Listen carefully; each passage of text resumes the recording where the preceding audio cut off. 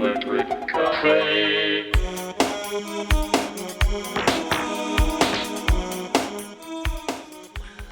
Hey everybody, welcome back to Electric Cafe. Today's EP review is on Acoustic Vision's EP called I Am Clockwise, and this came out on Human Endeavor Records, which is the gentleman's own label, Acoustic Visions.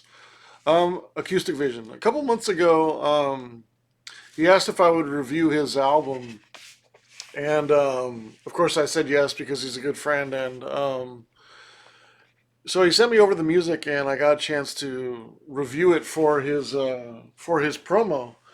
And this is the inside of the promo, and it talks. I talk a little bit about each track in the overview, and yeah, I sent it back to him, and I really appreciate him asking me to do the promo right on it. I don't know if you guys know Jeff Mills, but this kind of reminds me of the Purpose Maker, or a little bit like Sven Vass ballet fusion, sort of like with the ballet dancers and stuff like that. But it kind of reminds me of like Purpose Maker, if you guys know the Jeff Mills label.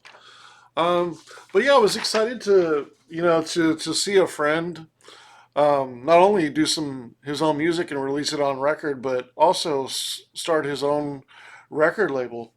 It's a challenging thing to do, and when I recently went through it a couple years ago, you have a newfound respect for people that run these small labels that are just getting by, and it takes a lot of effort and it takes a lot of time, and to put up your own money for certain releases when you don't know they're going to make any money or at least even break even.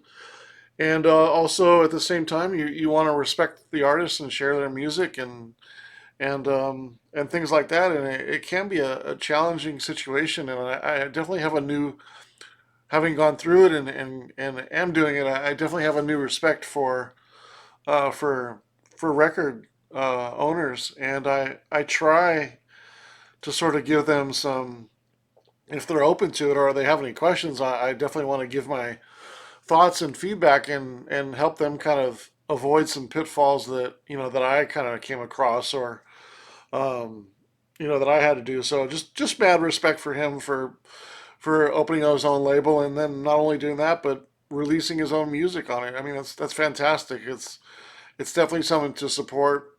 I'm sure there's probably about 80 to 90% of the labels that are out there are small labels that are using their own money to press the records in very small quantities and break even, if make any money at all, or even lose money sometimes. It can be challenging, but it's I certainly respect those people, and it's cool to see other people start their vision and have some success with it. So this came out in the end of November, so November 29th, this record came out. I'll put it up here just so you can know what I'm talking about here. Um, for anybody who looks in. Um, so yeah, this came out in the end of November, and he just recently sent me a copy, and he's actually working on the second record on his label, and it should be out shortly. And he's going to send me the music sometime this week, and I'll review that one as well, to do the promo. And then I asked him, I was like, "Hey, do you mind if I review it, even though I've already heard it? Do you mind if I review it for the channel?" And he said no problem. He'd be totally okay with that. And it's always challenging because um, when somebody asks you to review their music for the promotion, and so they can use it as promotion, and then you want to keep your opinion.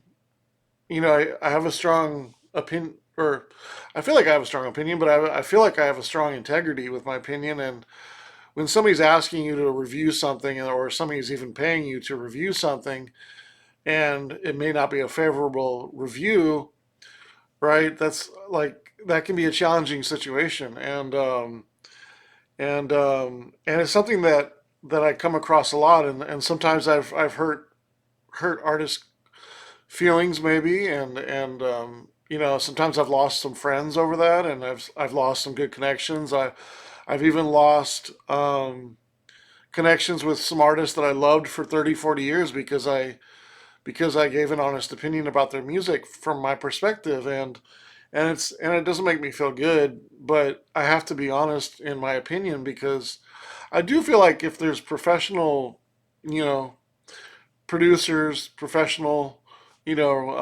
artists, there's also professional listeners. There's professional people that critique stuff.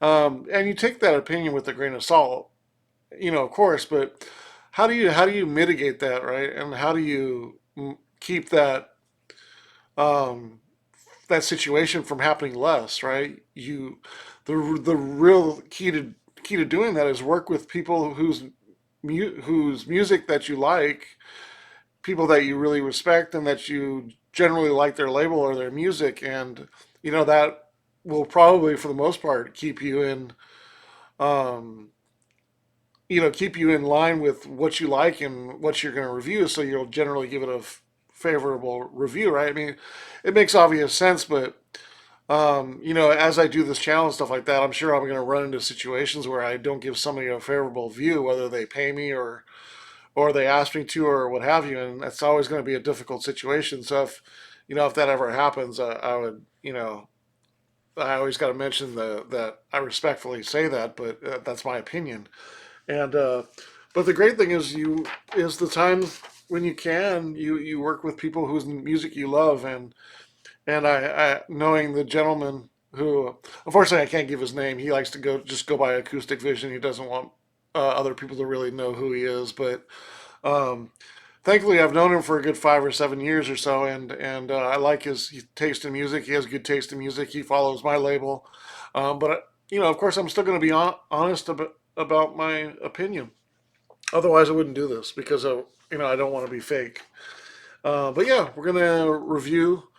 There's actually 5 tracks. There's 4 tracks on the record, and there's a digital release also that never got released. But I'm gonna review all 5 versions because I figure review the 4 versions that I've heard, in the past when I was doing the original promotion, and then I'll get a chance to hear a new track as well that was never released. So yeah, we're gonna go on to reviewing the first track, which is called Peyote Country Club. Interesting name.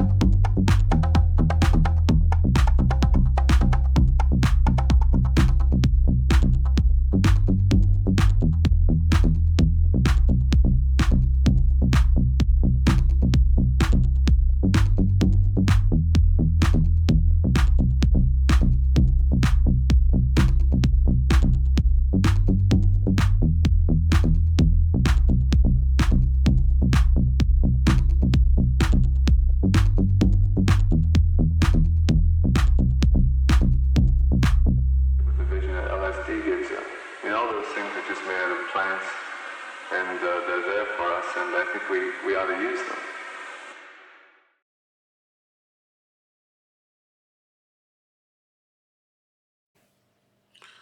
All right, so that was Peyote Country Club. I really like the track. It's got a great rhythm. It's definitely like as a DJ, like when you're playing a track that you know has a great bass line that will get people dancing, get people on the dance floor. Like this is that kind of track that you always look for as a DJ. Um, Nice length too, probably around 8 minutes. So definitely have a track like if you're mixing and stuff it gives you a good opportunity to catch the rhythm of it and the breaks and stuff like that and it'd be a good track, a fun track to mix too. I really like the percussion. I feel like the percussion and the bass line is sort of the hook of the track. Certainly, it's got a melody that comes in, but I really like the sort of bell sound, and it doesn't seem to come up as often as you think it might, or the pattern is different than you kind of think where it's going to come in. So it always kind of stays fresh, and that's a really creative way to make a rhythm. And the really cool thing about this track is it seems so basic, but it just works.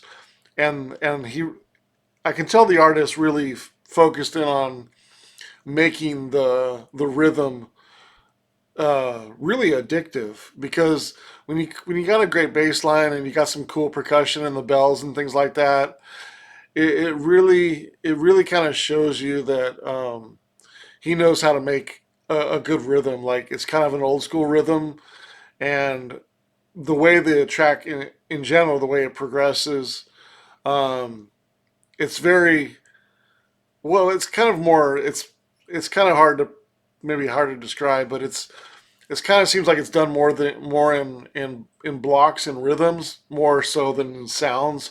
A lot of techno producers kind of produce with sounds, and it seems kind of. But this is long. This is more of an old school track where it's building by rhythm and building by blocks instead of like small like samples and pieces and stuff like that. It's just the way it flows is really excellent. Around 2 minutes, you start to hear the melody kind of show itself, and the beat drops out, and the melody's kind of spacey, a little slightly eerie, which is really cool. You kind of don't know which way it's going to go, so it definitely kind of keeps you on your toes where it's going to go, and is this going to be a darker track or more lighter track? And because of that bass line, and even though it's a little bit eerie, because of that bass line, it just keeps you kind of grooving, and if you're on the dance floor and stuff, it just keep you on the dance floor and feeling good about the track, even though there's a little bit of eeriness around it. I like that kind of dichotomy and that balance. Um, there's a movie sample that comes in, and that's always a nice old school touch when you hear like some kind of movie or TV audio sample for like 30 seconds and kind of works with the break and stuff like that. So that's always a cool addition. Kind of adds a little bit of character. That's kind of an old school kind of ravey thing to have some sort of movie sample in it and something like that. Kind of also ties to old industrial, which is always cool. Reminds me a lot of Skinny Puppy. Not this particular one, but just in general, a lot of sampled music from the late '80s. Um, I love the I love that addition of always cool samples in, especially movie samples that are kind of a little mysterious or a little bit sci-fi. Those are always cool to add into techno. So does a great job with that too. And then the melody kind of grows through it. The percussion grows a little bit through the last part of it, and the track just kind of rides out, and it's smooth but still upbeat and just great groove. I think it's a really strong track and a really cool way to start the album. I give the track. I think it's a very good track for sure. I give it 7.25 stars, so a 7.25 on the first track. So yeah, we're gonna go on to the second track, which is the title "Human Endeavor," which is the name of his new record label. This is the first record on that label. So yeah, "Human Endeavor."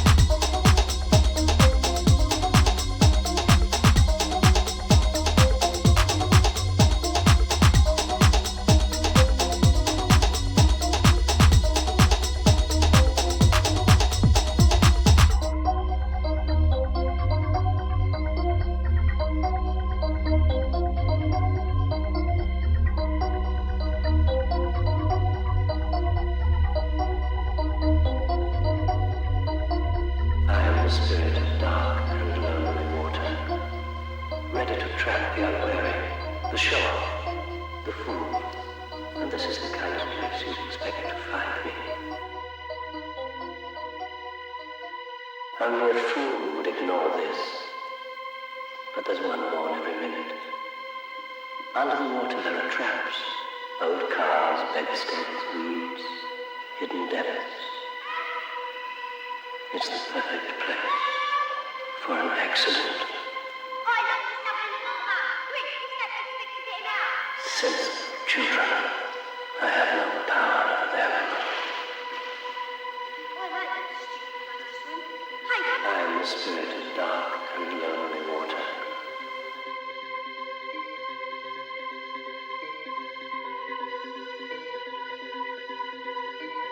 I'll be back.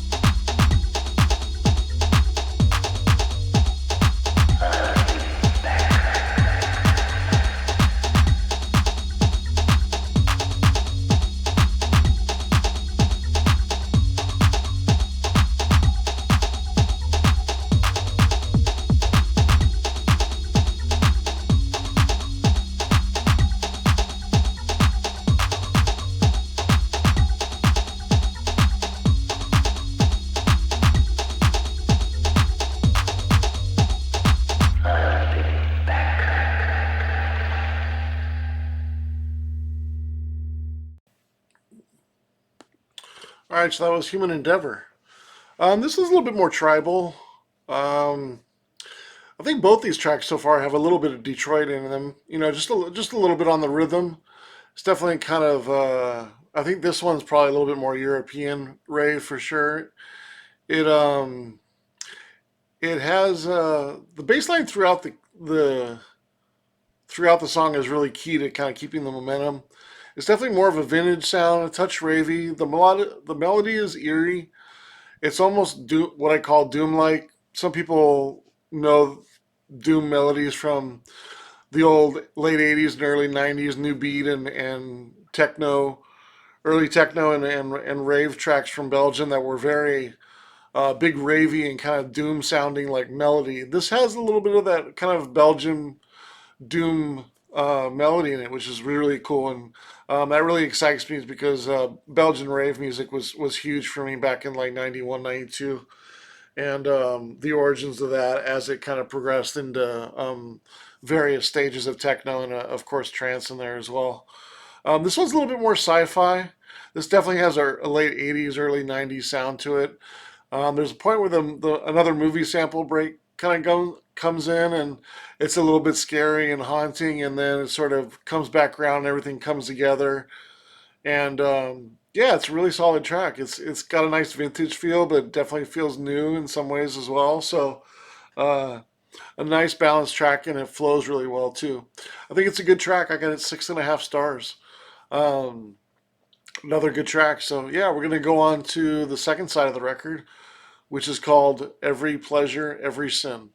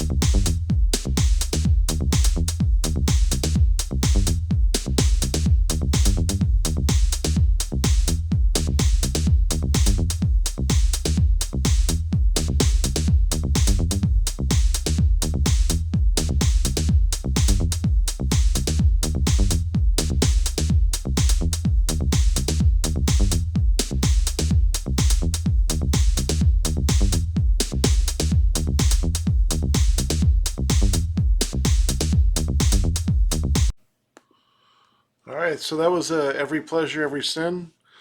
Wow, another good track, another good track. Another solid bass line on that one too. I think um, he's really good at making good, catchy rhythm tracks, good bass lines. I really like this. This sounds like a drum machine to me. I'm not sure if it is or not, but it definitely kind of has that feel, especially with the percussion. This one's like a prime example of the type of ambient techno that I like. There's a lot of confusion about like early '90s, the genres ambient techno and IDM, as far as getting those kind of maybe conflicted or combining them when maybe that's because they sort of came out roughly around the same time. But this is kind of my ideal ambient techno. This is like your Future Beat Alliance. This is like your Stasi. This is your like your B12. This is like John Shima. This is like As One. Um, I think I already said Future Beat Alliance. A little bit, like reminds me a lot of like Stephen Robbers and Terrace Records, kind of like Evolute sound, if you guys know that label, or New Electronica, or 100% Pure. Any of those kind of like 91 and 94 labels that really did kind of more the smoother ambient techno. It almost leans on ambient house, but still it's techno. But the melodies are really nice, nice flowing over the top. This is like a prime example of good vintage ambient techno from probably my favorite period of techno music, and my favorite style of techno is ambient techno, and I really like this song a lot. It's also very soothing and a great atmospheric. Got some melody layerings there. It swells a little bit too and kind of comes out. I think the only oh, there's also like another. This one's a little shorter movie sample as well, and then it kind of rides into the sunset and ends on that movie sample. The only critique I have about it, I wished it ended on the melody. I wished it may have gone a little bit higher on the melody. Melody built up for maybe another minute or so of the melody, and maybe ended with the sample versus ending it with the beat. But that's just a small critique. But I think I would have gave it like maybe a little bit higher score if it really it's very smooth and atmospheric and nice, but I wish a little bit of it went another level and really kind of brought it out even more so, maybe with another layer or sound in that final minute. I think it could have took it over the top for me, but that's just a personal preference. Um, but I think it's still a very good track. I was really close to giving it about 7.5. I landed around 7.25, so 7.25. Um, I could see this track growing on me over the years, and this is still a fresh track. So sometimes I feel like I might overscore something a little bit. Sometimes I might underscore something a little bit because I'm hearing it for the first time, or in this particular scenario, this is the second time or third time I'm hearing these tracks, and I first heard them probably about 6 months ago before it was released. But I can definitely see myself growing with this track and liking it more and more as the years go on. Really strong track. I'm really kind of leaning more on 7.5 than 7.25 because I do feel like it's more up my alley than the first song. I probably would prefer it a little bit better, but I still think A1 is an equal track to it in some ways too. So I'm not really sure which I favor there as far as which track I would play if I put the record on. And I'm looking forward to DJing this record out this weekend actually, and I won't know which side to pick. So maybe after doing that and playing it out and mixing it, that might decide which track I like a little bit more. But for now, both are 7.25 tracks, very good tracks. Again, I'm kind of leaning on 7.5 with this track because it's more up my alley. But I think the other track is maybe a little bit better in some ways, but it's very close, very close. And yeah, we're gonna go on to the last track that's on the vinyl, and then we'll finish up with one more track that was a digital only release. This is actually a remix of that last track. It's also, of course, called "Every Pleasure, Every Sin," and it's remixed by Ivan Akabuchi, which I'm a huge fan of his work. I've been following for a long time. He's been doing music since probably about 1990. He's an Italian artist, does some really strong remixes, does a lot of ambient house and deep house and regular house music, and he's a real strong producer. If you saw how many records I have by him, I'm a big fan of his, and I was really excited to hear that my friend got him to remix one of his tracks. So let's check it out and see which version is better. That last version is going to be hard to top, but let's see how Ivan's version is.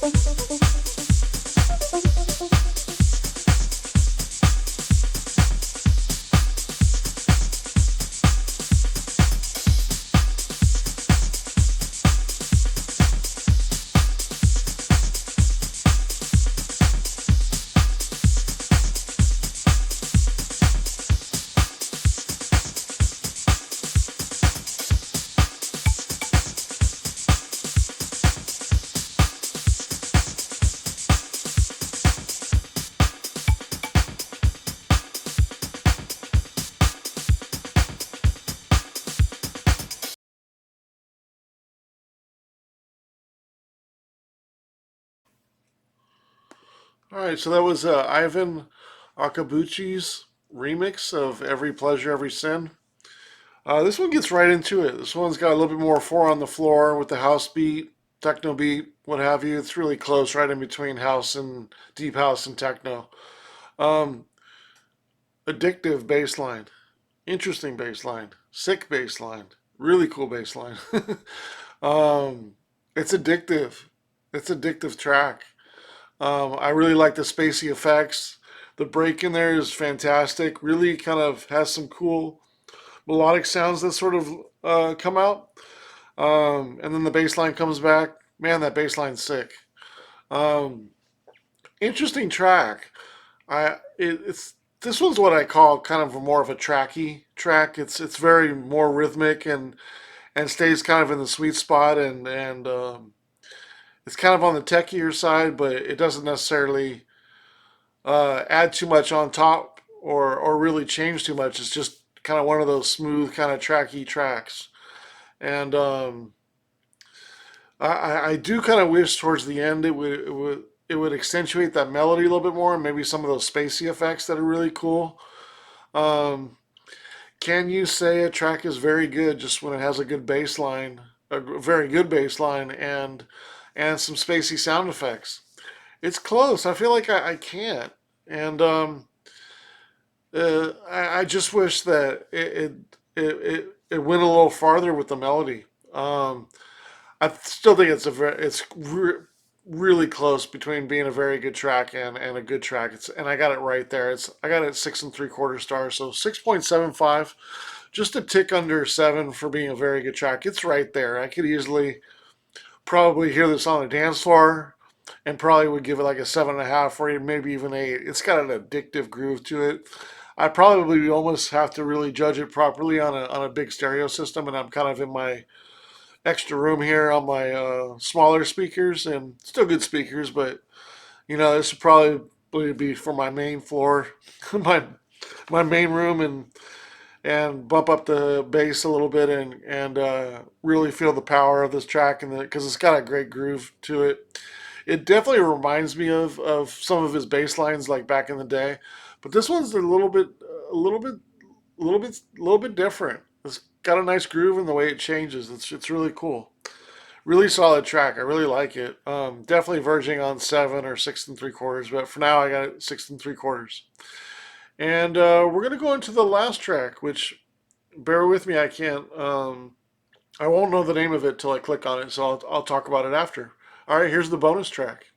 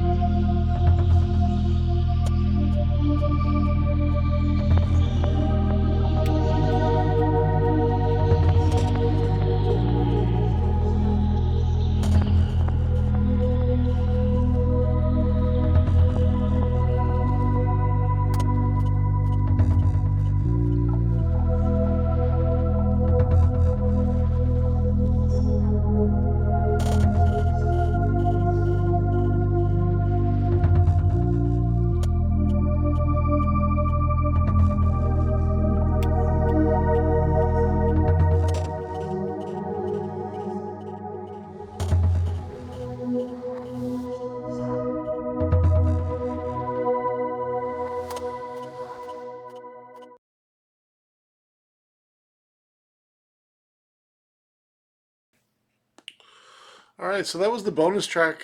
I'm actually a little confused on what the name of it is. I'm not sure if it's called The Futility of Human Endeavor or if it's called I Come Under Many Names. It was coming up as both of those in my browser, so I'll have to have the artist let me know which track it's called. I want to say I think it's I Come Under Many Names, but anyways, maybe since it's unreleased, maybe I'll include it on. Maybe I'll ask him if I can include it on a future release of mine. I really like the sci-fi ambient interlude. I think it's a really strong intro. I wish it would have made the album. I think it. I don't think it hurts the album at all. It gives some character to the album. I always like some ambient intros and sci-fi songs like this. So on a scale of like 1 to 10, I'd probably give it a 6 or 7. I think it's right in line with the rest of the album.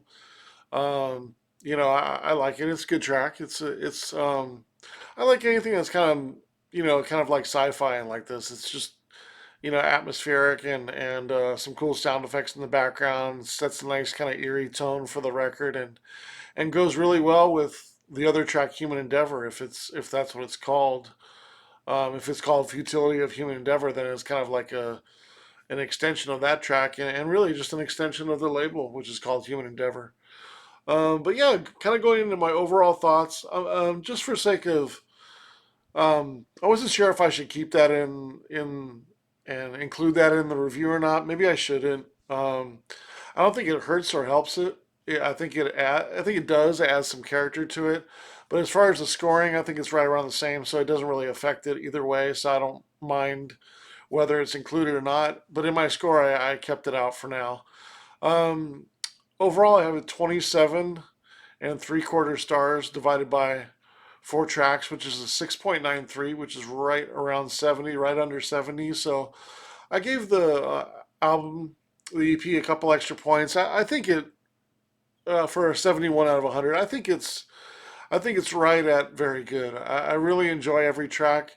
I think there's possibility that I'll enjoy a couple other tracks even more so in the future with more additional plays. So it's got the staying ability. It's got the timelessness that I look for. It's well produced. There's strong rhythms on here. There's some good dance tracks on here. Good atmosphere as well. I think a good combination of deep tracks and dancey tracks. So it's got all the things that I look for. Um, Now, could it get into the eights? Maybe in time, but I don't think it's quite there. Maybe the second track, the Human Endeavor one.